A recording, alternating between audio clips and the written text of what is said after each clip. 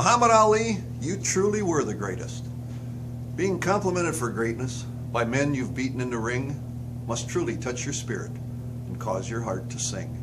After watching the video and listening to your opponents of the past, expressing the great respect they have for you, I know your legacy will last and last. George Chuvalo and Henry Cooper told of your incredible skill in the ring. Even after your retirement, in their hearts, you were still the king. Lyle and Kenny Norton have this love that you instilled. Without the chance you gave them, their lives would still be unfulfilled. Spinks knew that he was fortunate, winning the championship from you. Everyone wanted to fight him. He promised you a rematch. To his word, he stayed true. Ernie Shaver lost a close one, but without a word of regret or rage, he appreciated the chance you gave him up on that championship stage. Ernie Terrell and you had your differences. In the end, he has the highest regard. You gave them each time in the limelight, but all of them knew who starred. The 3 years you were suspended, standing up for your beliefs with will and nerve, Lyle respected your decision. He lost a brother in Vietnam, where he went to serve. He said when he buried his brother, a part of his mother got buried too.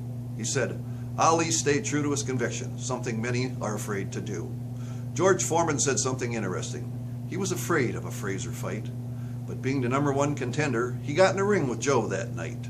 After defeating Joe Frazier, George Foreman spoke from his heart.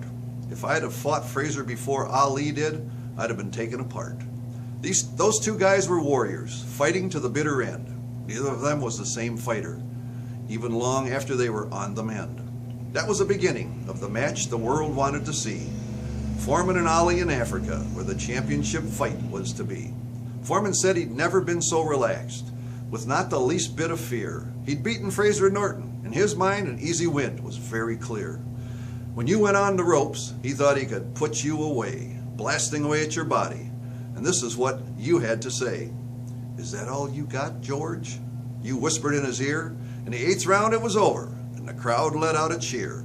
But Foreman was very philosophical when speaking of the fight so long ago.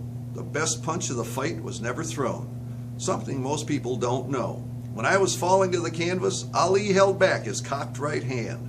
I myself would have thrown that punch, and Ali could have made it land. That act proved in my mind he was the best fighter I ever fought.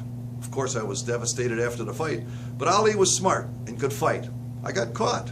But the man you literally tormented, Joe Frazier, for whatever reason you had, in the end had tears in his eyes over your health problems. He was sad. So Ali, I salute you. You lived your life at full speed, always staying true to yourself. Keeping your self-respect was your special need. And in the end, we must each judge ourselves, for that's all we have in the end. Was it worth it? And are we fulfilled? I sincerely hope you are, my friend. I'm Bud the Rhymer.